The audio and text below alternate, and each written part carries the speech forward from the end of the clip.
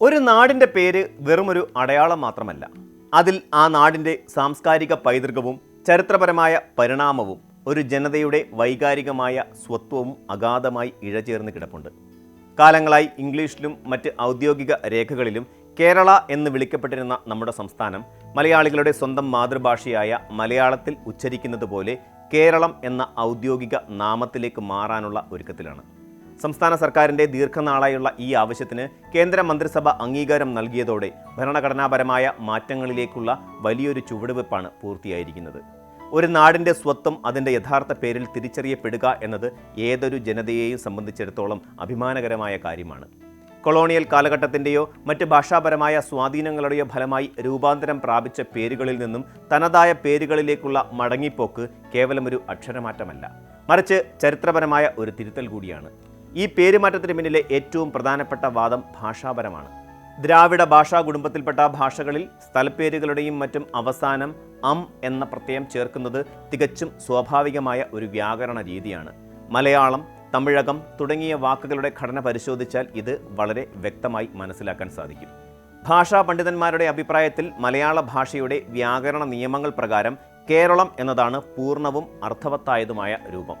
എന്നാൽ ഇംഗ്ലീഷിലേക്കും മറ്റ് ചില ഭാഷകളിലേക്കും ഈ വാക്ക് എടുത്തപ്പോൾ അത് കേരള എന്നായി ചുരുങ്ങുകയായിരുന്നു. സംസ്കൃതത്തിലോ ദ്രാവിഡ ഭാഷകളിലോ ഉള്ള വാക്കുകൾ ഇംഗ്ലീഷിലേക്ക് മാറുമ്പോൾ അവയുടെ അവസാനത്തെ അക്ഷരം അല്ലെങ്കിൽ ശബ്ദം നഷ്ടപ്പെടുന്നത് ഒരു സാധാരണ പ്രവണതയാണ്.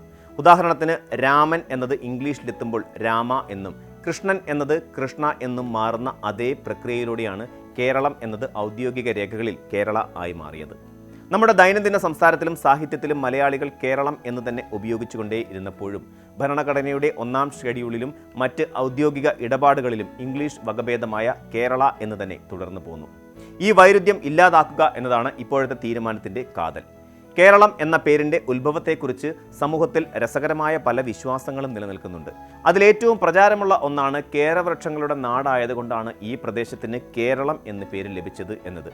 തെങ്ങിനെ കുറിക്കുന്ന കേരം എന്ന വാക്കിൽ നിന്നുമാണ് ഈ പേരുണ്ടായതെന്ന് പലരും വിശ്വസിക്കുന്നു. എന്നാൽ പ്രഗത്ഭരായ ചരിത്രകാരന്മാരുടെ അഭിപ്രായത്തിൽ ഇത് പിൽക്കാലത്ത് രൂപപ്പെട്ട ഒരു നാടോടി വ്യാഖ്യാനം മാത്രമാണ്. ഈ പേരിൻ്റെ യഥാർത്ഥ വേരുകൾ കിടക്കുന്നത് പ്രാചീനമായ ചേര സാമ്രാജ്യത്തിലാണ്.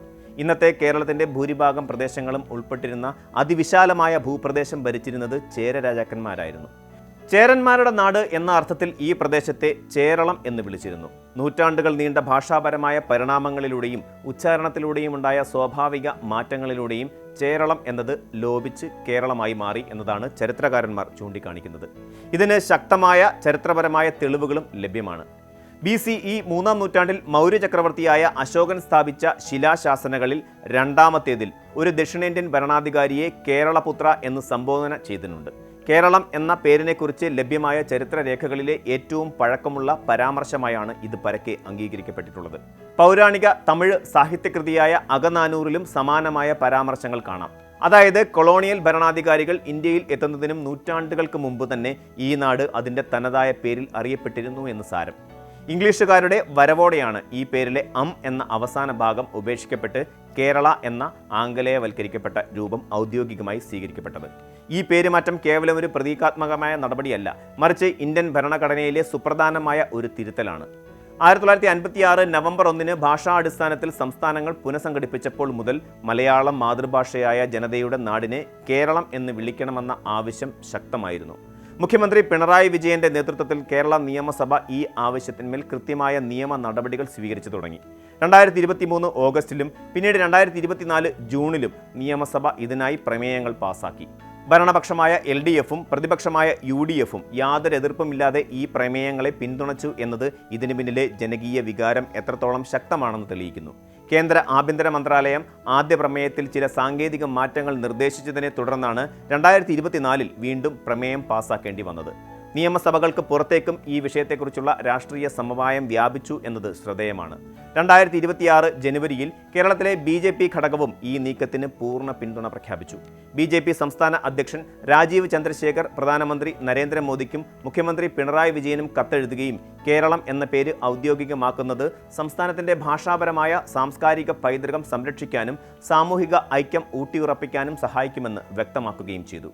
വരാനിരിക്കുന്ന നിയമസഭാ തെരഞ്ഞെടുപ്പിന് മുന്നോടിയായി കേന്ദ്രമന്ത്രിസഭ ഈ നിർദ്ദേശത്തിന് അംഗീകാരം നൽകിയത് ഈ കൂട്ടായ പരിശ്രമങ്ങളുടെ വിജയമായാണ് വിലയിരുത്തപ്പെടുന്നത്. ഇനി ഭരണഘടനയുടെ ആർട്ടിക്കിൾ 3 പ്രകാരമുള്ള നടപടിക്രമങ്ങളാണ് ബാക്കിയുള്ളത്. രാഷ്ട്രപതിയുടെ നിർദ്ദേശപ്രകാരം ഈ ബിൽ കേരള നിയമസഭയുടെ പരിഗണനയ്ക്ക് വരികയും സഭയുടെ അഭിപ്രായം രേഖപ്പെടുത്തിയ ശേഷം പാർലമെന്റിന്റെ ഇരുസഭകളിലും ലളിതമായ ഭൂരിപക്ഷത്തോടെ പാസാക്കുകയും വേണം. രാഷ്ട്രപതിയുടെ അന്തിമ ഒപ്പ് ലഭിച്ച് ഔദ്യോഗിക ഗസറ്റിൽ വിജ്ഞാപനം വരുന്നതോടെ കേരളം പൂർണ്ണമായും കേരളമായി മാറുകയാണ്.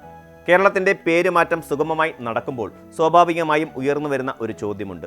പതിറ്റാണ്ടുകളായി തങ്ങളുടെ സംസ്ഥാനത്തിന്റെ പേര് മാറ്റാൻ ശ്രമിക്കുന്ന പശ്ചിമ ബംഗാളിന് എന്തുകൊണ്ടാണ് അതിന് സാധിക്കുന്നില്ല എന്നത്. ജ്യോതി ബസുവിന്റെ നേതൃത്വത്തിലുള്ള ഇടതുപക്ഷ സർക്കാർ 1999 പശ്ചിമ ബംഗാളിന്റെ പേര് പശ്ചിം ബംഗ്ല അല്ലെങ്കിൽ ബംഗ്ല എന്നാക്കി മാറ്റാൻ ആദ്യമായി നിർദ്ദേശം വെച്ചിരുന്നു.